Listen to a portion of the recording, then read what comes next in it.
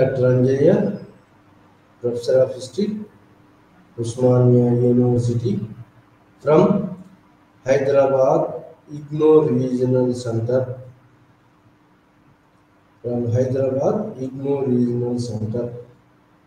ఈ రోజు ఈ IGNOU రీజనల్ సెంటర్లో లైవ్ ఛానల్లో నుంచి BHIC 134 బుక్లో నుంచి unit number 13, unit number 13, last unit, history of India from 1707 to 1950 అని BHIC 134 బుక్లో నుంచి లాస్ట్ లెసన్ యూనిట్ నెంబర్ 13 అనేటువంటి లెసన్ మీద మనము డిస్కస్ చేయబోతున్నాం. ఆ లెసన్ ఏంటంటే అడ్వెంట్ ఆఫ్ ఫ్రీడమ్,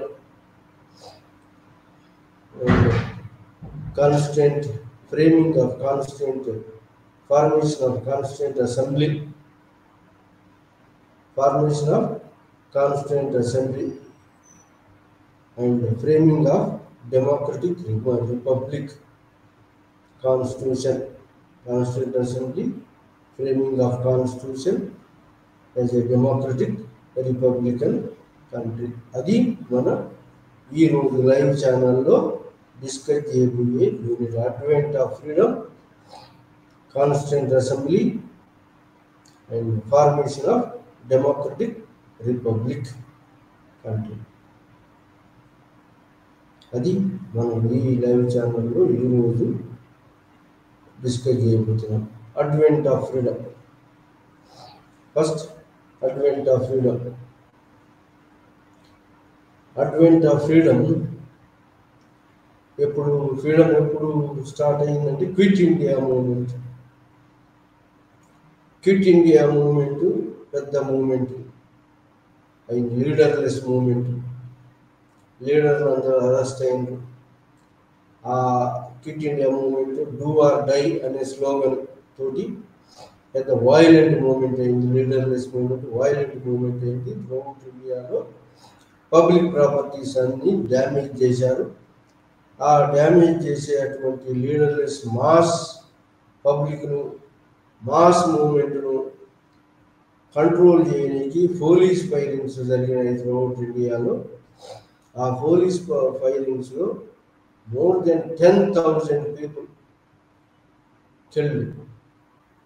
10,000 మంది చనిపోయారు. more than లక్షల మంది, more than 1 lakh people arrest అయింది అండ్ జైళ్ళలో వేశారు. ఆ జైలు సరిపోలేదు. అలాంటి క్విట్ ఇండియా ఉద్యమం అంతా Indian National Congress movement, national movement, mass movement అయింది. దాంతో ఈ బ్రిటిష్ గవర్నమెంట్ ఆఫ్ ఇండియా ఇక ఏమాత్రం ఇండియాను మనం పవర్ తోటి అంచలేము.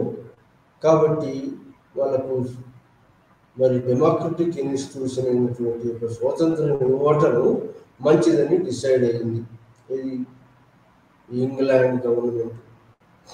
అయితే ఇలాంటి సిచ్యువేషన్లో మరి స్టాఫర్డ్ క్రిప్స్ మిషన్ వచ్చింది. అది కూడా ఫెయిల్ అయితేనే క్విట్ ఇండియా మూవ్మెంట్ జరిగింది. మరి ఆఫ్టర్ ది వార్ తర్వాత వార్ పీరియడ్లోనే, వారు కొంచెం ఎండ్ అయ్యే పీరియడ్లో ఇంగ్లాండ్లో ఏమొచ్చిందంటే Labour, Winston Churchill Conservative government పోయి లేబర్ గవర్నమెంట్ వచ్చింది. ఇంగ్లాండ్లో లేబర్ గవర్నమెంట్ పవర్లోకి వచ్చింది. అయితే లేబర్ గవర్నమెంట్ 1938లోనే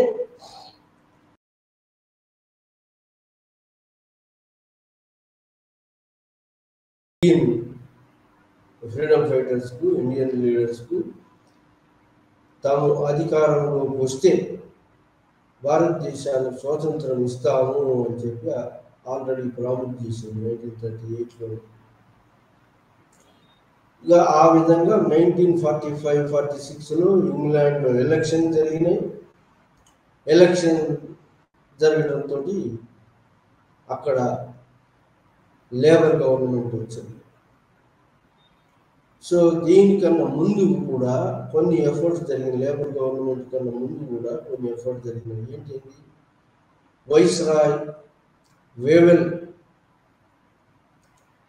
ఈ వరల్డ్ వార్ II ఇంకా జరుగుతూ ఎండ్ అయ్యే టైంలో ఈ యొక్క అగ్రరాజ్యాల యొక్క ఫోర్స్ తోటి ఇండియన్ కోఆపరేషన్ ఉండాలని చెప్పి మరి అప్పుడున్నటువంటి యొక్క గవర్నర్ జనరల్ వేవెల్ మీద ప్రెషర్ తీసుకురావడంతో సిమ్లాలో ఒక కాన్ఫరెన్స్ జరిగింది. ఆల్ పార్టీస్ కాన్ఫరెన్స్ జరిగింది.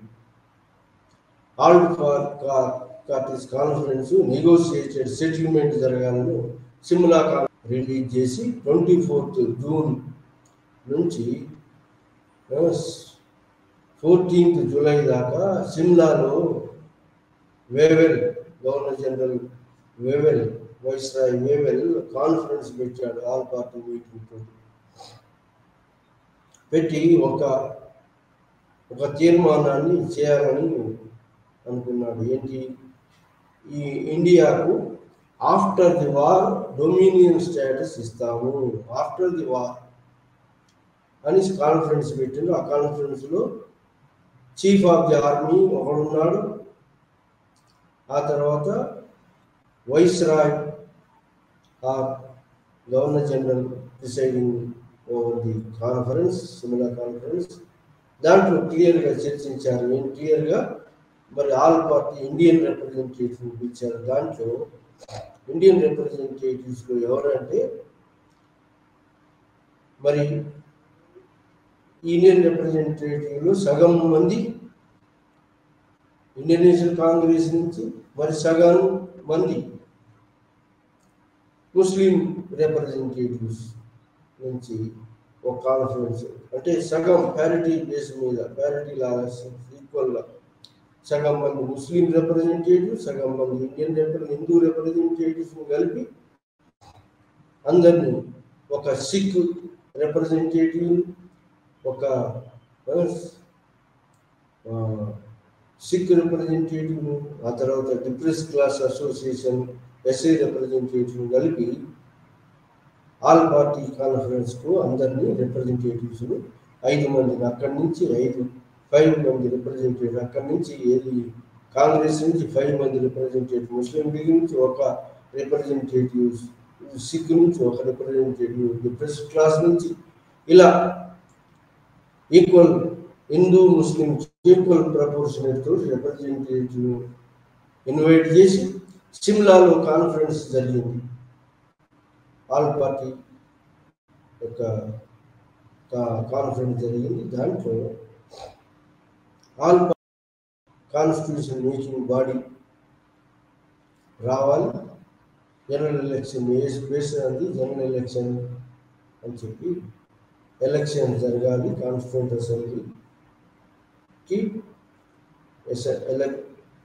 ఎలక్షన్స్ డ్యూ ఉన్నాయి, ఎలక్షన్ జరగాలి. మరి కాన్స్టిట్యూషన్ మేకింగ్ బాడీ ప్రిపరేషన్, మరి మీటింగ్ ఆల్ పార్టీ మీటింగ్ జరిపి అందరినీ అసెంబ్లీ చేయటం జరిగింది సిమ్లా కాన్ఫరెన్స్. కానీ అది ఆ డిస్కషన్ జరిగి మధ్యలోనే అది ఎండ్ అయ్యింది. All party conference, Simla conference. Viceroy ఎవరు అప్పుడున్నటువంటి వైస్రాయ్ వేవెల్ దాన్ని మధ్యలోనే ఎండ్ చేశారు. ఏది డెడ్లాగ్ జరిగింది. ఏది కాంగ్రెస్ మొత్తం తనే రిప్రజెంటేటివ్, ఆల్ పార్టీ అందరికీ కూడా రిప్రజెంటేటివ్, ముస్లిం రిప్రజెంటేటివ్స్కు ముస్లిం లీగ్ రిప్రజెంట్ చేయాలి అని పట్టుబట్టడం, ముస్లిం లీగ్ పట్టుబట్టడం. ఇంకోటి వీటో పవర్, ముస్లిమ్స్ సెంట్రల్ లెజిస్లేచర్లో 2/3 సీట్స్,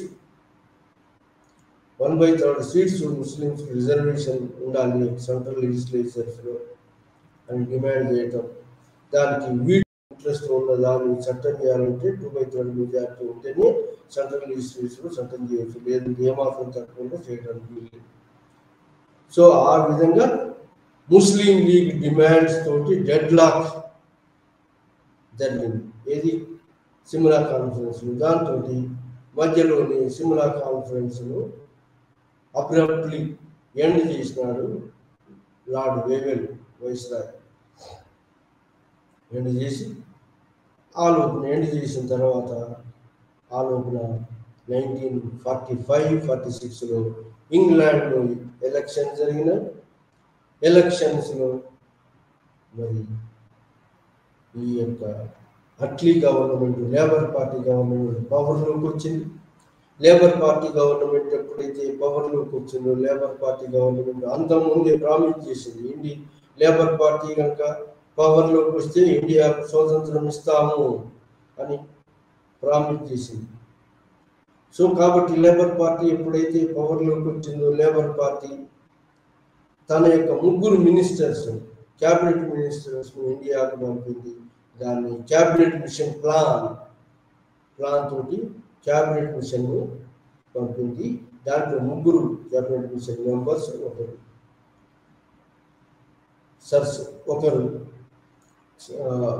స్టాఫ్, ఒకరు పతిక్ లారెన్స్ అని secretary of state for India, sir Stafford క్రిప్స్ board of trade board of trade control చేసినటువంటి సర్ స్టాఫర్డ్ క్రిప్స్, ఏవి అలెగ్జాండర్ అడ్మిరాలిటీ ఆఫ్ నావీ, ఈ 3 ప్రామినెంట్ మెంబర్స్ మరి negotiated settlement, transfer of power to Indians చేయాలని చెప్పి with representatives of Indians, Indian National Congress, Muslim League representatives సంప్రదింపులు జరిపి power స్మూత్గా transform చేయాలని చెప్పి క్యాబినెట్ మిషన్ను పంపింది. ఎక్కడికి? ఇండియా. ఇంగ్లాండ్ గవర్నమెంట్ పంపింది. సో ఈ క్యాబినెట్ మిషన్లో 3 మోర్ సింపథెటిక్, ఏవి అలెగ్జాండర్ ది అడ్మిరాలిటీ ఆఫ్ నావీ,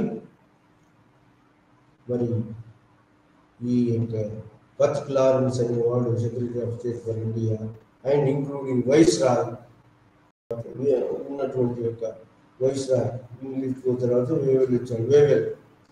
ఈ ఇల్లు అంతా incline towards the Muslim League party sympathetic ఉన్నారు. సో ఈ యొక్క క్యాబినెట్ మిషన్ వచ్చేటప్పటికి already Muslim League party Jinnah 2 nation theory 1940లోనే ప్రపోజ్ చేశాడు. డివిజన్ ఆఫ్ ఇండియా, పాకిస్తాన్ అనే పేరు మీద చేశాడు. మరి జనరల్ ఎలక్షన్ జరిగిన ఇండియాలో కూడా 1945-46లో. దాంట్లో జనరల్ ఎలక్షన్స్లో 91% ఓట్స్ కాంగ్రెస్కి వచ్చినాయి.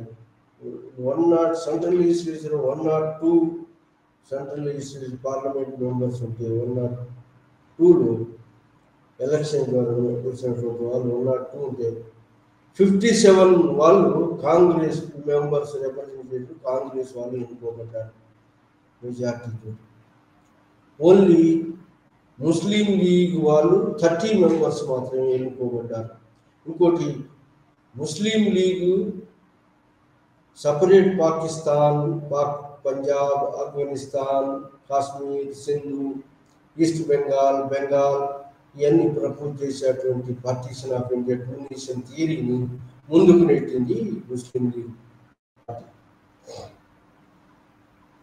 సో ఆ విధంగా Muslim League party cabinet mission plan కూడా అబ్స్ట్రక్ట్ చేయడంతో క్యాబినెట్ మిషన్ 3 మంత్రులు ముస్లిం లీగ్ పార్టీని మరి ఇండియన్ నేషనల్ కాంగ్రెస్ రెండింటిని కూడా కాంప్రమైజ్ చేసి మరి ఈవెన్ ముస్లిం లీగ్ పడాలనేటువంటి యొక్క ఈ Mohammed Ali Jinnah Muslim League party ఈ యొక్క మెజార్టీ ఏరియాలని కూడా అధికారాన్ని పొందలేదు. ఎక్సెప్ట్ పంజాబ్ అండ్ సింధులు, ఎక్సెప్ట్ ఈ యొక్క బెంగాల్లో సింధులో తప్ప అది పూర్తి మెజారిటీతో ఎక్కడ రాలేదు. Even north western part of ఇండియాలో దానికి మెజారిటీ రాలేదు. అస్సాంలో మెజారిటీ రాలేదు. సో ఈ విధంగా మరి ఈ యొక్క క్యాబినెట్ మిషన్ ప్లాన్ను వ్యతిరేకిస్తూ వస్తున్నది ఈ జిన్నా ముస్లిం లీగ్ పార్టీ. దాంతో క్యాబినెట్ మిషన్ ఈ ఎల్డర్ మెంబర్స్ ఎవరైతే ఉన్నారో వాళ్ళు ముస్లిం లీగ్ పార్టీని కాంప్రమైజ్ చేస్తూ ఓన్లీ సెంట్రల్ పవర్స్ సెంటర్ దగ్గర ఉంటాయి. అది కమ్యూనికేషన్స్, డిఫెన్స్, ఫారెన్ అఫేర్స్ మాత్రమే సెంటర్ దగ్గర ఉంటాయి. మిగిలిన అంతా కూడా ప్రొవిన్షియల్ అటానమీ ఉంటుంది అని చెప్పి కాంప్రమైజ్ చేయడానికి ప్రయత్నించింది క్యాబినెట్ మిషన్ ప్లాన్. అయినప్పటికీ కూడా మొహమ్మద్ అలీ జిన్నాను డిఫరెన్సెస్ వచ్చినప్పటికీ జిన్నాను ఒప్పించింది. ఎలా ఏది క్యాబినెట్ మిషన్ ఒప్పించి ఓన్లీ ఇంటర్మ్ గవర్నమెంట్ ఉంటుంది, తాత్కాలిక గవర్నమెంట్ ఉంటుంది, దాంట్లో కాన్స్టిట్యూషన్ మేకింగ్ బాడీ ఉంటుంది. దాన్ని కాన్స్టిట్యూయెంట్ అసెంబ్లీ అంటారు. కాన్స్టిట్యూషన్ మేకింగ్ బాడీలో మరి ఇంటర్మ్ గవర్నమెంట్లో భాగస్వామ్యం కావాలి. సెంటర్లో ఫెడరేషన్ ఆఫ్ ది స్టేట్స్ వస్తుంది, సమాఖ్య ప్రభుత్వం ఉంటుంది, దాంట్లో లిమిటెడ్ పవర్స్ సెంటర్కి ఉంటాయి, ప్రావిన్సెస్కు అటానమీ ఉంటుంది. దాంతో తృప్తి పడాలని చెప్పి ముస్లిం లీగ్ను ఓవర్ రూల్ చేసి ఒప్పించింది క్యాబినెట్ మిషన్ ప్లాన్. సో అందరూ అలా కాంప్రమైజ్ అయ్యి క్యాబినెట్ మిషన్ ప్లాన్ గవర్నమెంట్ రావాలి, తర్వాత కాన్స్టిట్యూషన్ మేకింగ్ బాడీని కాన్స్టిట్యూయెంట్ అసెంబ్లీని ఒక రిప్రజెంటేటివ్ బాడీగా 1934 సెంట్రల్ లెజిస్లేచర్ ఎలక్షన్స్ బేస్ మీద లేదా 1935 యాక్ట్ 1937లో వచ్చిన ఎలక్షన్స్ ప్రకారంగా 37లో వచ్చినటువంటి ఎలక్షన్ ప్రకారంగా 1 lakh పాపులేషన్ ఒక రిప్రజెంటేటివ్స్ను, బ్రిటిష్ ఇండియా నుంచి కొంతమంది రిప్రజెంటేటివ్స్ను, ప్రిన్స్లీ స్టేట్స్ నుంచి రిప్రజెంటేటివ్స్ను, ఆ రిప్రజెంటేటివ్ స్టేట్స్లో 6 ఉండాలనటం, మరి 6 ఉండాలి, ముస్లింలు మైనారిటీస్ ఉండాలి, అండ్ డిప్రెస్డ్ క్లాస్ కూడా ఉంటారు అని చెప్పి ఒక అలా ఉంటారు అని చెప్పి డిఫరెంట్ కేటగిరీస్ మెంబర్స్ ఉంటారు. ఇండియా అంటే India is a divided country of with different religions తోటి డివైడ్ అయింది కాబట్టి ఇది ఒక నేషన్ కాదు. ఇది బ్రిటిష్ వాళ్ళు వెళ్ళిపోగానే దీంట్లో పెద్ద డిఫరెన్సెస్ వచ్చి కమ్యూనల్ వైలెన్స్ జరుగుతుంది అని వాళ్ళు చెప్పారు. అట్లీ గవర్నమెంట్ అట్లీ చెప్పాడు విన్స్టన్ చర్చిల్ గవర్నమెంట్ చెప్పి విన్స్టన్ చర్చిల్ ఫోర్కాస్ట్ అంటే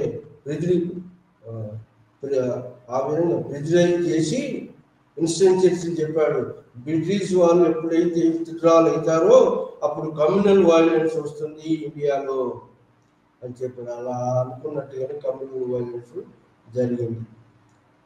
సో ఇలా ముస్లిం లీగ్కు, కాంగ్రెస్ రిప్రజెంటేటివ్స్కు, కాన్స్టిట్యూయెంట్ అసెంబ్లీ ఫ్రేమింగ్కు, ఇంటరిమ్ గవర్నమెంట్ గెయినింగ్కు యొక్క డిఫరెన్సెస్ వచ్చినాయి.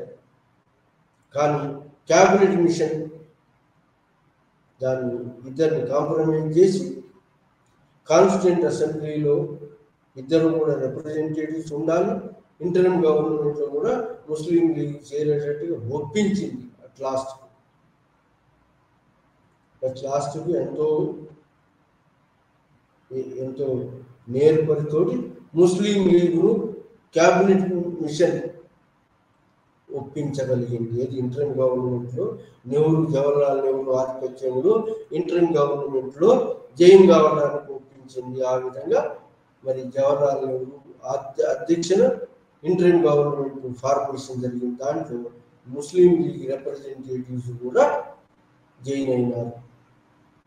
ఇది పాపులేషన్ 1 lakh పాపులేషన్ బేస్గా 1937 general election, 35 act 37 general election బేస్గా ది ఇండైరెక్ట్ రిప్రజెంటేషన్గా ఈ కాన్స్టిట్యూంట్ అసెంబ్లీ మెంబర్స్ను ఎన్నుకోవడం జరిగింది. దాంట్లో మరి ఈ ప్రిన్స్లీ స్టేట్స్ వాళ్ళు, మరి బ్రిటిష్ ఇండియన్ స్టేట్స్ వాళ్ళు అందరూ కలిసి మరి అసెంబ్లీలో మరి ఇంటరిమ్ గవర్నమెంట్ క్యాబినెట్ మిషన్ ప్రకారంగా జవహర్లాల్ నెహ్రూ అధ్యక్షను ఇంటరిమ్ గవర్నమెంట్ తాత్కాలిక ప్రభుత్వం ఏర్పడింది. Jawaharlal Nehru prime minister, Vallabhbhai Patel home మినిస్టర్గా తాత్కాలిక గవర్నమెంట్ ఏర్పడింది. దాంట్లో Muslim League party representative ఏకతల్లి finance మినిస్టర్గా 2 పోర్ట్ఫోలియోస్ దీంట్లో ఈక్వల్ ప్యారిటీ బేస్ మీద అన్నారు, డిమాండ్ చేశారు ముస్లిం లీగ్ పార్టీ. ప్యారిటీ బేస్ మీద ఉండడానికి వీలు లేదు. కాంగ్రెస్ సెక్యులర్ బాడీ, కాంగ్రెస్లో మౌలానా అబుల్ కలాం ఆజాద్ ఉన్నాడు. తర్వాత ఆజాద్ కాకుండా ఇంకా north western part of India నాయకుడు ఖాన్ అబ్దుల్ గఫార్ ఖాన్ కూడా ఉన్నాడు. ముస్లిం రిప్రజెంటేటివ్ స్టాల్ వర్క్స్. కాబట్టి Indian National Congress secular body, కాబట్టి ఇండియన్ నేషనల్ కాంగ్రెస్ అన్ని కమ్యూనిటీస్ రిప్రజెంట్ చేస్తుంది అని ఇండియన్ నేషనల్ కాంగ్రెస్ ఆర్గ్యుమెంట్. లేదు, ముస్లిం లీగే పార్టీనే, మహమ్మద్ అలీ జిన్నానే ముస్లింలకు సోల్ రిప్రజెంటేటివ్ అని చెప్పి జిన్నా ఆర్గ్యుమెంట్. ఈ ఆర్గ్యుమెంట్లో deadlock at last compromise చేసి interim government Jawaharlal Nehru, Vallabhbhai Patel deputy prime మినిస్టర్గా, ప్రైమ్ మినిస్టర్ జవహర్లాల్ నెహ్రూ ఆధ్వర్యంలో ఇంటరిమ్ గవర్నమెంట్ వచ్చింది. ఇంటరిమ్ గవర్నమెంట్లో ముస్లిం లీగ్ను కూడా పర్సువేట్ చేసి దాంట్లో చేయించారు ఇంటరిమ్ గవర్నమెంట్లో. కానీ ఇంటరిమ్ గవర్నమెంట్ ఏర్పడ్డ తర్వాత మహమ్మద్ అలీ జిన్నా మరి డూ ఆర్ డై అనే స్లోగన్ తోటి మరి ముస్లిం లీగ్ పార్టీ మధ్యలో, ఇంటరిమ్ గవర్నమెంట్ మధ్యలో Muslim League party cabinet ministers, మరి ఇండియన్ నేషనల్ కాంగ్రెస్ మినిస్టర్స్ అయినటువంటి పర్టికులర్ సర్దార్ వల్లభాయ్ పటేల్ మినిస్ట్రీకి మధ్యలో మరి Muslim League party ministry finance portfolio Muslim League party ఇద్దరి మధ్యలో సయోధ్య కుదరకావు. ఏ బిల్ అయినా హోమ్ మినిస్టర్ పంపిన బిల్లును అన్నిటినీ పెండింగ్లో పెట్టడం జరిగింది. ఎవరు? ఈ యొక్క Muslim League party, Khan Abdul Ghaffar Khan. So ఈ విధంగా డెడ్ లాక్ జరగటం, ఎట్ లాస్ట్ మరి ఇంటరిమ్ గవర్నమెంట్ డెడ్ లాక్. ఆ తర్వాత కాన్స్టిట్యూంట్ అసెంబ్లీ, ఇంటరిమ్ గవర్నమెంట్లో జైన్ అయినటువంటి వాళ్ళు రెండింటిలో జైన్ అవుతారని ఒప్పుకున్నారు క్యాబినెట్ మిషన్ ప్లాన్లో. కానీ ఇంటరిమ్ గవర్నమెంట్లో జైన్ అయింది మరి ఈ కాన్స్టిట్యూషన్ మేకింగ్ బాడీ కాన్స్టిట్యూంట్ అసెంబ్లీలో జైన్ కావట్లేదు. ఇన్ లండన్ పార్లమెంట్లో ముస్లిం లీగ్ పార్టీ డిమాండ్ చేసేటువంటి సపరేట్ నేషన్స్ థియరీని, అంటే Muslim nation different, Hindu nation different అనే యొక్క separate nation చారిస్మాను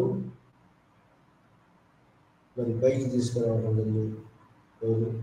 Mohammed Ali Jinnah Muslim League party separation అనే అటువంటి దాన్ని పైకి తీసుకొచ్చాడు ముస్లిం లీగ్ పార్టీ.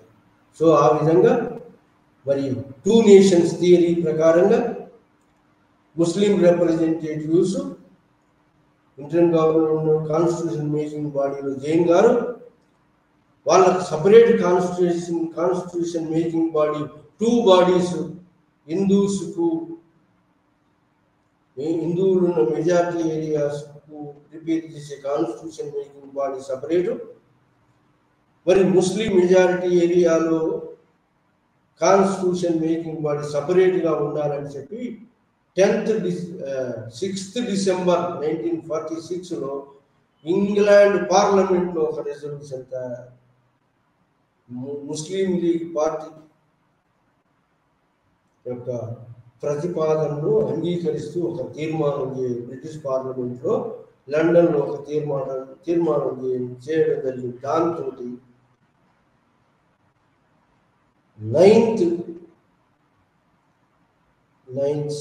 6th December నుంచి 9th December నాడు కాన్స్టిట్యూంట్ అసెంబ్లీ మీటింగ్ జరిగేటప్పుడు అసెంబ్లీలో పార్టిసిపేట్ కావడానికి ముస్లిం లీగ్ పార్టీ బైకాట్ చేయడం జరిగింది కాన్స్టిట్యూషన్ మేకింగ్ బాడీలో. సో ఆ విధంగా కాన్స్టిట్యూషన్ మేకింగ్ బాడీలో ముస్లిం లీగ్ పార్టీ బైకాట్ చేసి దాంట్లో చేరకపోవడంతో constitution making body only Congress representatives తోటే నిండిపోయింది. 293 చేరాల్సిన members 207 Muslim League party absent కాబట్టి ఓన్లీ 203 మెంబర్స్ మాత్రమే Indian principal states members, Hindu members, మరి ఇంకా అది కాకుండా సిక్ మెంబర్స్, వాళ్ళు కాకుండా north eastern part of India నుంచి మరి హిందూ మెజారిటీ వాళ్ళు రిప్రజెంటేటివ్స్గా కాన్స్టిట్యూంట్ అసెంబ్లీలో జాయిన్ కావడం జరిగింది. సో ఈ విధంగా ముస్లిం లీగ్ పార్టీ ఇంగ్లాండ్ పార్లమెంట్లో వచ్చినటువంటి యొక్క రెజల్యూషన్ ప్రకారంగా బైకాట్ చేసి సపరేట్ నేషన్ థియరీని మళ్ళీ ప్రెషరైజ్ చేసి సపరేట్ ముస్లిం నేషన్ సపరేట్ పాకిస్తాన్ డిమాండ్ ముందుకు పెట్టి దానికి సపరేట్ కాన్స్టిట్యూషన్ మేకింగ్ బాడీ సపరేట్గా ఉండాలని జిన్నా డిమాండ్ చేసి ఈ కాన్స్టిట్యూంట్ అసెంబ్లీలో జాయిన్ కాలేదు. ఆ విధంగా వితౌట్ ముస్లిం రిప్రజెంటేటివ్స్ తోటి కాన్స్టిట్యూంట్ అసెంబ్లీ అయింది. ఎప్పుడు 9th Decemberలో అయింది. 10th December నాడు మరి కాన్స్టిట్యూంట్ అసెంబ్లీ టెంపరీ అధ్యక్షుడిని ఎన్నుకోవడం జరిగింది. ఆ తర్వాత 11th December నాడు 12th December నాడు పర్మనెంట్ ప్రెసిడెంట్ను 11th December నాడు ఎన్నుకోవడం జరిగింది. ఆ విధంగా constituent assembly president doctor Babu Rajendra ప్రసాద్ను permanent constituent assembly ప్రెసిడెంట్గా ఎన్నుకోవడం జరిగింది. ఆ విధంగా 1946 నుంచి 1949 కాన్స్టిట్యూంట్ అసెంబ్లీ వర్క్ ఏంటయ్యా అంటే కాన్స్టిట్యూంట్ అసెంబ్లీలో చాలామంది మెంబర్స్, మరి ఈ కాన్స్టిట్యూంట్ అసెంబ్లీ ముఖ్యంగా 4 కమిటీస్గా డివైడ్ అయింది. విత్ మెంబర్స్ తోటి 4 కమిటీస్గా డివైడ్ అయింది. దట్ యూనియన్ కమిటీ చైర్మన్గా Jawaharlal Nehru, union power committee చైర్మన్గా జవహర్లాల్ నెహ్రూ, తర్వాత నెక్స్ట్ కమిటీ నెక్స్ట్ కమిటీ ఈ యొక్క సర్దార్ వల్లభాయ్ పటేల్ కమిటీ. ఈ యొక్క కాన్స్టిట్యూంట్ అసెంబ్లీలో ఉన్న మెంబర్స్ అందరూ కమిటీస్గా డివైడ్ అయ్యింది ఒక్కొక్క చైర్మన్ కింద. ఆ విధంగా union power committee union powers నిర్ణయించేదాన్ని committee chairman Jawaharlal Nehru with others committee. తర్వాత ఈ fundamental rights, civil rights to the public and minority rights protection rights కు సర్దార్ వల్లభాయ్ పటేల్ కమిటీ చైర్మన్గా మెంబర్స్ కమిటీలో ఉన్నారు. దాని తర్వాత K M Munshi committee third committee. తర్వాత the constitution framing committee, constitution drafting committee chairman doctor B R Ambedkar. ఈ విధంగా కమిటీ మెంబర్లు ఏర్పడ్డారు. ఈ కమిటీలో ఏంటి అంటే ఆల్ పార్టీస్ ఉన్నారు, ఒక కాంగ్రెస్ పార్టీ లేదు. ఆల్ పార్టీ అంటే కాంగ్రెస్ పార్టీలో ఎలక్ట్ కానటువంటి వాళ్ళు కూడా ఈ కాన్స్టిట్యూంట్ అసెంబ్లీలో మెంబర్స్గా ఉన్నారు. For example constituent assembly non Congress members all గ్రూప్స్ను రిప్రజెంట్ చేయాలి కాబట్టి నాన్ కాంగ్రెస్ మెంబర్కి A K Ayyangar, John Mathai, doctor B R Ambedkar. So వీళ్ళందరూ ఉన్నారు. నాన్ కాంగ్రెస్ మెంబర్స్ కూడా ఈ కాంగ్రెస్ పార్టీలో లేనటువంటి వాళ్ళను కూడా ఇంటలెక్చువల్స్ ఈ కాన్స్టిట్యూంట్ అసెంబ్లీలో తీసుకున్నారు. ఎక్స్పర్ట్ ఆస్టిన్, జాన్ మథాయ్, ఇంకా legal advisers, law minister doctor B R Ambedkar, non Congress man, first non Congress మ్యాన్గా ఎలక్ట్ అయింది ఈస్ట్ బెంగాల్ నుంచి, కలకత్తా నుంచి ఎలక్ట్ అయితే అప్పుడు Calcutta East Bengal division of India తోటి అది పాకిస్తాన్లోకి పోతే మళ్ళీ బాంబే నుంచి ఎలక్ట్ అయ్యింది రిప్రజెంటేటివ్ ఎలక్ట్ అయ్యి doctor B R Ambedkar served as a constitution drafting committee chairman plus law మినిస్టర్గా సర్వీసెస్ ఇచ్చారు. ఈ విధంగా స్టాల్వర్డ్స్, ఎంతోమంది స్టాల్వర్డ్స్ కాన్స్టిట్యూంట్ అసెంబ్లీలో విత్ కాన్సెన్సెస్, అందరి కాన్సెన్సెస్ తీసుకొని కంక్లూజన్స్కు కాన్స్టిట్యూషన్లో కంక్లూజన్స్కి వచ్చినారు. కాన్స్టిట్యూషన్ ప్రొవిజన్స్ ఎక్కడి నుంచి వివిధ దేశాల యొక్క కాన్స్టిట్యూషన్స్ అన్నిటిని కూడా తెప్పించుకున్నారు. అన్ని తెప్పించుకొని అన్నిటిలో ఉన్నటువంటి మంచి చెడు అంతా కూడా గ్రహించి వాటిల్లో ఉన్నటువంటి మంచి British parliamentary form of government, democratic form of government ఎంచుకున్నారు. ఫండమెంటల్ రైట్స్ ఎంచుకున్నారు. American constitution fundamental rights, French revolution నుంచి rights, civil rights, fundamental rights, democratic rights, మరి constitution making body, framing body, American constitution was అది తయారు చేయబడిన constitution. ఆ విధంగా ఎన్నో కమిటీలుగా ఏర్పడి ఈ కమిటీలలో మెంబర్స్ ఎవరంటే స్టాల్వర్డ్స్, జవహర్లాల్ నెహ్రూ అన్నిట్లో ఉన్నాడు, ఇంటరిమ్ గవర్నమెంట్, ప్రధానమంత్రి, మరి union power committee chairman Sardar Vallabhbhai Patel Congress party, మరి home minister and also member for the civil rights committee చైర్మన్గా ఉన్నాడు. అలా ఈ కాంగ్రెస్ పార్టీ మెంబర్స్ ఇంటరిమ్ గవర్నమెంట్లో మరి constituent assembly president Babu Rajendra Prasad, constituent assembly president Babu Rajendra Prasad Congress party member, మరి కాన్స్టిట్యూంట్ అసెంబ్లీ ప్రెసిడెంట్. సో ఈ విధంగా party presidents Congress party and committee drafting committee చైర్మన్స్గా ఉంది.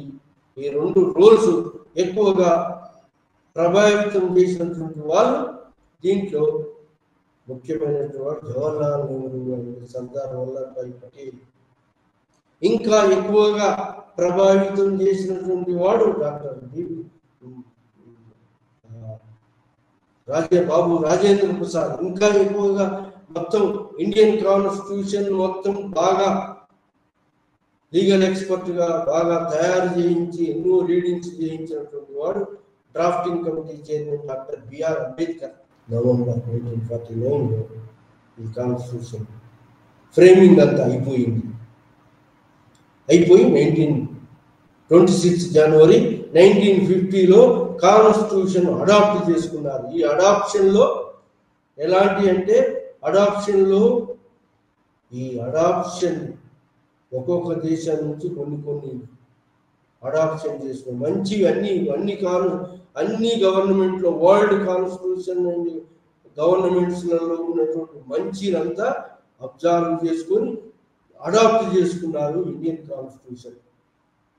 ఆ విధంగా ఇండియన్ కాన్స్టిట్యూషన్లో parliamentary form of system, democratic constitution, democratic republic అంటే president of India elected by the representatives of the assemblies.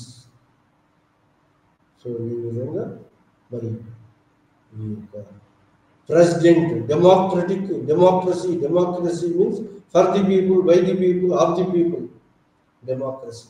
Indian British parliamentary model ఏమనుకున్నారు. మరి written fundamental rights, civil rights French revolution నుంచి, American constitution నుంచి fundamental rights, మరి Russian model of ఈ యొక్క plans 5-year plans, British model of parliamentary form of government, మరి responsible ఇలా constitution making బాడీని కాన్స్టిట్యూంట్ అసెంబ్లీ మేకింగ్ బాడీ తయారు చేసి కాన్స్టిట్యూషన్ ఫ్రేమ్ చేసింది. అది 1950 26 జనవరి నాడు ఫైనల్గా అడాప్ట్ చేసుకుంది. 30th ఫస్ట్ సారి ఈ యొక్క దాన్ని ఇది అడాప్ట్ చేసుకొని ఇంప్లిమెంటేషన్లోకి తీసుకొచ్చింది 26 జనవరి. ఇప్పుడు ఫస్ట్ టైం 1930sలో 26 జనవరి 1930లో ఆల్ ఓవర్ ఇండియాలో India liberation democratic republic celebrate చేసుకున్నారు. కాబట్టి ఆ 26 జనవరి 1930లో జరిగిన ఈవెంట్కు ఐడెంటిఫికేషన్ గుర్తుగా ఈ యొక్క 26 జనవరి కాన్స్టిట్యూషన్ మేకింగ్ బాడీని అడాప్ట్ చేసుకుంది. ఇండిపెండెంట్ జ్యుడిషియల్, దీంట్లో fundamentals, pillars of the constitution, powers taken from the different countries, American model of constitution, written constitution, British model conventions model, written constitution కాదు, parliamentary form of democracy, British parliament. మరి అలా కాకుండా మరి American constitution, written constitution, model constitution, written constitution adopt చేస్తూ మరి British model of parliamentary సిస్టాన్ని adopt చేస్తూ civil rights, fundamental rights of America and French revolution యొక్క సోషలిస్ట్ భావాలు అండ్ కమ్యూనిస్ట్ రష్యన్ యొక్క సోషలిస్ట్ భావాలకు ఇంక్లైన్ అయి ఈ పంచవర్ష ప్రణాళికను 5 years ప్లాన్ను అడాప్ట్ చేసుకున్నది for the development of India. So ఈ విధంగా constitutions aims and objectives of constitution is ఏంటంటే to develop the country. this country along with the development of suppressed oppressed classes and minorities అని అలా ఎవరిని కూడా మరి డిక్లేరింగ్ చేయకుండా అందరి రిప్రజెంటేషన్ ఉండేటట్టుగా Sikh representation, Parsi representation, Anglo Indian representation, so all classes representation ఉండేటట్టుగా constitution main pillars of the constitution is democratic republic, democracy. ఇంకా మరి ఈ కాన్స్టిట్యూషన్ ఎట్లాంటి కాన్స్టిట్యూషన్ అంటే ఇండియాకు బయోకెమరలిజం, టు బయోకెమరలిజం. బయోకెమరలిజం అంటే 2 అసెంబ్లీలు at the centre. Bicameralism 2 centres at the centre. Bicameralism అంటే legislative assembly, legislative council at the center, upper house, lower house, house of representative, house of lords laga British parliament lo ego sabha digo sabha. మరి provinces లో కూడా మరి పెద్ద provinces లో 2 upper house, lower house అని 2 representatives పెట్టుకున్నారు. మరి మిగతా చోట్ల మరి చిన్న చిన్న ప్రావిన్సెస్లలో ఓన్లీ యూనికెమరలిజం, ఒకే ఒక బాడీ లెజిస్లేటివ్ అసెంబ్లీ ఉంటుంది. కానీ పెద్ద స్టేట్స్లలో 2 లెజిస్లేటివ్ అసెంబ్లీ ఉంటుంది, లెజిస్లేటివ్ కౌన్సిల్ ఉంటుంది. కానీ కొన్ని చిన్న స్టేట్స్ లో ఒకటే ఒక లెజిస్లేటివ్ అసెంబ్లీ ఉంటుంది. ఇంకా అది కూడా కాకుండా యూనియన్ టెరిటరీస్ కూడా ఉంటుంది, యూనియన్ టెరిటరీస్ కూడా ఉంటాయి. సో ఇది ఏమైతుంది, India is a democratic republic, parliamentary form of government. Its head, official head ఎవరు? ప్రెసిడెంట్, రాష్ట్రపతి. ఈ రాష్ట్రపతి ఇండైరెక్ట్ ఎలక్షన్ తోటి ఎన్నుకోబడతాడు. రాష్ట్రపతి is president of whole India, రాష్ట్రపతి. సో ఈ అఫీషియల్ హెడ్ రాష్ట్రపతి, అఫీషియల్ హెడ్, దాన్ని రిపబ్లిక్ అంటారు. అదే ఇంగ్లాండ్ లో కాన్స్టిట్యూషనల్ మొనార్కీ చట్టబద్ధమైన రాజు ఉంటాడు, రాజు కంటిన్యూస్ ఉంటాడు. కానీ ఇండియాలో ప్రెసిడెంట్ ఉంటాడు. ఎవ్రీ 5 years ఒకసారి ఇండైరెక్ట్ గా రిప్రజెంటేటివ్స్ ఆఫ్ ది పీపుల్స్ యొక్క ఎమ్మెల్యేలు, ఎంపీలు, ఎమ్మెల్సీలు వీళ్ళందరూ కలిసి మళ్ళా ప్రెసిడెంట్ ఎన్నుకుంటాడు. ఎవ్రీ 5 years ఒకసారి ప్రెసిడెంట్ మారుతుంటాడు. అదేవిధంగా మరి సెంట్రల్ లెజిస్లేచర్,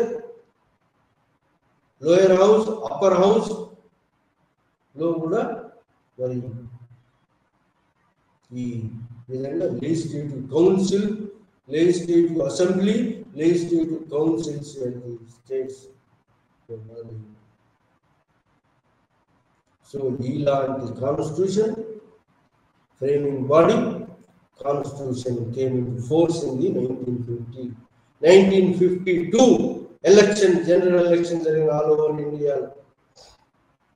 ఆ elections Jawaharlal Nehru elected president, prime minister, president of Congress party and prime minister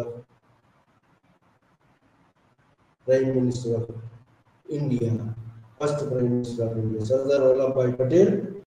Advent of freedom and advent of freedom, Labour government in England, Labour government decided to give freedom to India and freedom to India with negotiated settlement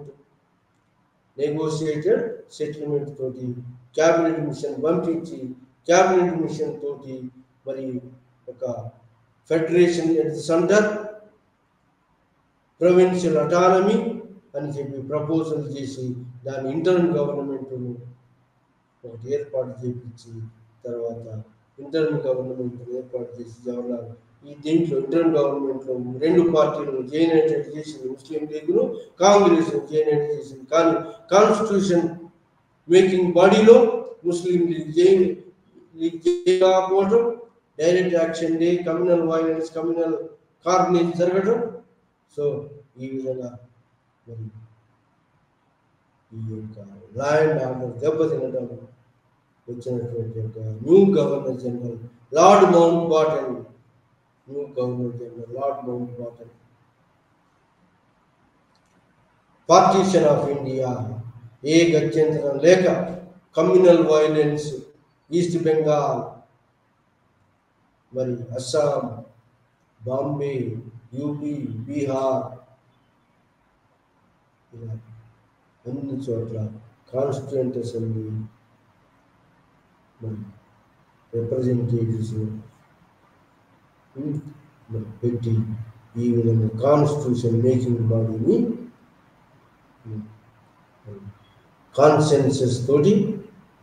consensus all groups, minorities and కమిటీస్గా form అయి constitution frame చేసింది.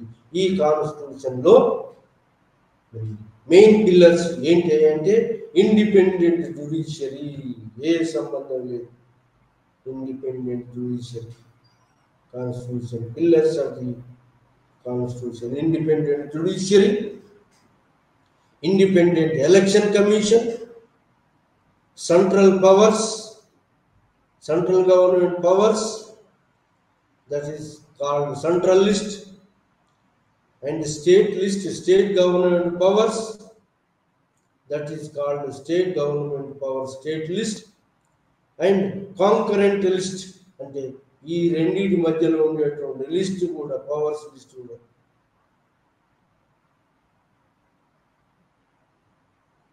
రెండింటి మధ్యలో ఉండే వాటి మధ్యలో powers యొక్క division ఇలా డివైడ్ చేసి మరి కాన్స్టిట్యూషన్ ఈ independent judiciary, independent election commission, మరి cabinet, majority party leader becoming the prime minister and cabinet majority party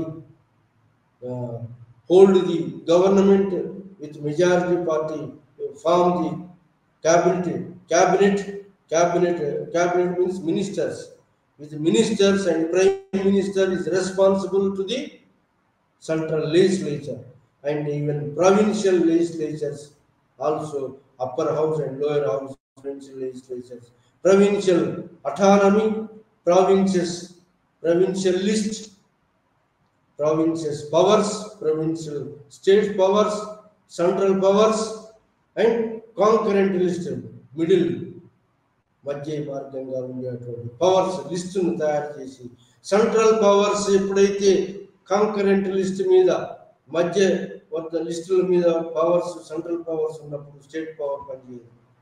so ఆ విధంగా స్టేట్లో ఉన్నటువంటి స్టేట్ అటానమీని, స్టేట్లో ఉన్నటువంటి పవర్స్ మీద ఎడ్యుకేషన్, మరి శానిటేషన్, మున్సిపాలిటీ, సో వగైరా లోకల్ గవర్నమెంట్లో ఈ సెంట్రల్ పవర్స్ను సెంట్రల్ గవర్నమెంట్ ఫ్రీగా స్టేట్స్కి వదిలేస్తుంది. ఇంటర్నల్ లా అండ్ ఆర్డర్ అవన్నీ కూడా స్టేట్స్కి వదిలేస్తుంది. సో ఆ విధంగా పవర్స్ లిస్ట్ సపరేట్ చేసి cabinet minister at centre, state cabinet at state level responsible to the legislature. శాసనసభ సపరేట్ గా ఉంటుంది. Cabinet at state level, central level cabinet separate గా ఉంటుంది. Cabinet is responsible to the parliament or legislatures. So ఆ విధంగా power sharing, responsibility, demarcation of the powers. Election commission ఇండిపెండెంట్గా, cabinet mission responsible to the లెజిస్లేచర్స్కు. So legislature is శాసనం చేసే వాళ్ళు supreme. ఆ విధంగా మాంటెస్క్యూ ప్రకారంగా separation of powers, legislative power separate, executive powers separate, judicial powers were separate. Election commission, free and fair elections, దేశం కాబట్టి ఫ్రీ అండ్ ఫెయిర్ ఎలక్షన్ జరపడం. Election commission independent authority, judiciary independent authority. So ఆ విధంగా cabinet minister, cabinet is responsible to the legislature, శాసనం చేసేదానికి cabinets ministers responsible. So ఆ విధంగా representative government, democratic government ఏర్పడి ఈ పిల్లర్స్, జుడిషియరీ ఒక పిల్లర్గా, మరి శాసనం చేసే అటువంటి శాసనసభ సెంట్రల్ లెవెల్, ప్రొవిన్షియల్ లెవెల్ ఇంకో పిల్లర్గా, లెజిస్లేటివ్ అప్పర్ హౌస్ అనేవి మరి ఏమైనా తప్పులు జరగకుండా అప్పర్ హౌస్లో మరి దాన్ని కరెక్షన్ చేయడానికి అప్పర్ హౌస్లో హడావుడిగా చట్టాలు చేయకుండా అప్పర్ హౌస్ క్రియేట్ చేసి పెద్దల సభ, ఆ పెద్దల సభలో బాగా నిష్ణాతులైనటువంటి వాళ్ళు దాంట్లో ఉండేటట్టుగా వాళ్ళు ఈ యొక్క తక్కువ జ్ఞానంతో ఉన్నటువంటి శాసనాలు ఏమైనా ఉంటే వాటిని మరి తిప్పి పంపడానికి లేదా కొంచెం ఆబ్జెక్ట్ చెప్పడానికి, మోడిఫికేషన్ చేయడానికి అప్పర్ హౌసెస్ క్రియేట్ చేసుకున్నారు సెంట్రల్ లెవెల్లో, స్టేట్ లెవెల్లో. సో ఆ విధంగా మరి డెమోక్రటిక్ రిపబ్లిక్ అంటే head of the government is elected indirectly. That is called Republican government. India is a parliamentary form of democratic republic. అంతేకాకుండా ఇండియాలో మరి India is A socialistic secular India is A socialistic and secular government, secular, non-religion based.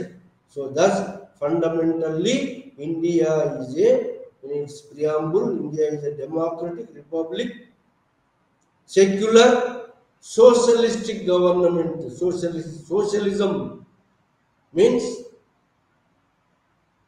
the imposing the income tax on moneyed classes, extracting that money and turning that money towards the poor people.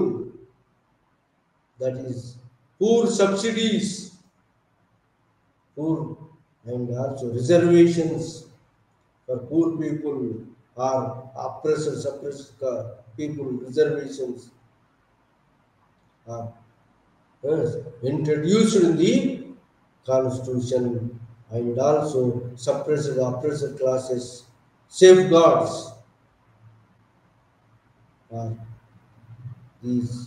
this way democratic republic, secular, socialistic government ఏర్పాటు చేసుకున్నది India. ఆ విధంగా 3 pillars: independent judiciary, independent election commission, independent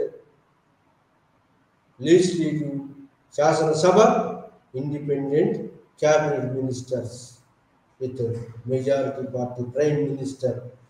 ఎప్పుడైతే majority కోల్పోతాడో అతను resign చేయాల్సి వస్తుంది. ఎప్పుడైతే చట్టాలు పార్లమెంట్లో ఆమోదం పొందలేదో అతను రెస్పాన్సిబుల్ నుంచి రిజైన్ చేయాలి గవర్నమెంట్ నుంచి. సో ఈ విధంగా డెమోక్రటిక్ ప్రజలతోటి అడల్ట్. అంతకుముందు మనకు ఇండియాలో కాన్స్టిట్యూంట్ అసెంబ్లీ ఆ టైంలో ప్రీ ఇండిపెండెన్స్ పీరియడ్లో ఓన్లీ 15% ఆఫ్ ది పాపులేషన్ మాత్రమే ఓటింగ్ రైట్ ఉంది. Voting right based on the education and property. Now in independent India voting right is based on the adult franchise age. 18 ఏళ్ళు నిండినటువంటి వాళ్ళందరికీ కూడా ఏ కులము, మతము, క్యాస్టు ఏది లేకుండా, ఏ ప్రతిపాదన లేకుండా అందరికీ సమానమైన ఓటింగ్ రైట్ తోటి ఎన్నుకోబడినటువంటి ఒక ప్రభుత్వం, డెమోక్రటిక్ ప్రభుత్వం, ప్రజాస్వామ్య ప్రభుత్వము ని అడాప్ట్ చేసుకుంది. England model of democratic republic or American model of democratic republic మన ఇండియా అడాప్ట్ చేసి వివిధ దేశాల నుంచి వివిధ కాన్స్టిట్యూషన్స్ అన్నిటిని తెప్పించి ఆ ప్రొవిజన్స్లో ఉన్నటువంటి యొక్క మంచిని గ్రహించి డాక్టర్ బిఆర్ అంబేద్కర్ మరి డ్రాఫ్టింగ్ కమిటీ చైర్మన్గా, కాన్స్టిట్యూషన్ మేకింగ్ బాడీ చైర్మన్గా మంచి లక్షణాలు ఉన్నటువంటి యొక్క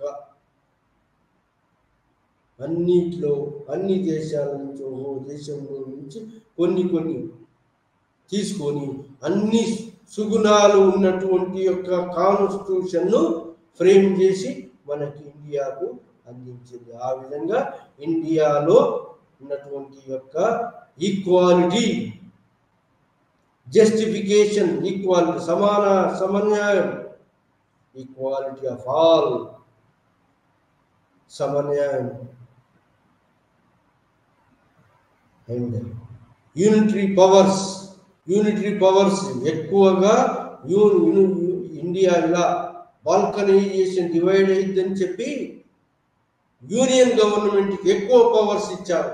వెస్టర్న్ పవర్స్ యూనియన్ గవర్నమెంట్కు ఎక్కువ పవర్స్ ఇచ్చి యొక్క డిఫరెంట్ ఐడియాలజీ ఉన్నటువంటి యొక్క ఇండియా నేషన్ గానే కాదని చెప్పి అన్నారు. ఎవరు? బ్రిటిష్ వాళ్ళు ఇండియా పార్టీషన్, డివిజన్ ఆఫ్ ఇండియాకు ముఖ్యమైనటువంటి కారకులు ఎవరంటే బ్రిటిష్ వాళ్ళు. కాన్స్టాంట్ గా డివైడ్ అండ్ రూల్ పాలసీని ఎంకరేజ్ చేస్తూ, ముస్లింలను ఎంకరేజ్ చేస్తూ ముస్లింలను వాళ్ళ వైపు తిప్పుకోవడం, మరి ఇంకా సిక్కులను, మరి దళితులను ఒక cast by caste, religion by religion play చేసుకుంటూ డివైడ్ అండ్ రూల్ పాలసీని పెట్టి India is not a nation, వాళ్ళు డెమోక్రటిక్ కంట్రీగా ఫామ్ కాలేదు.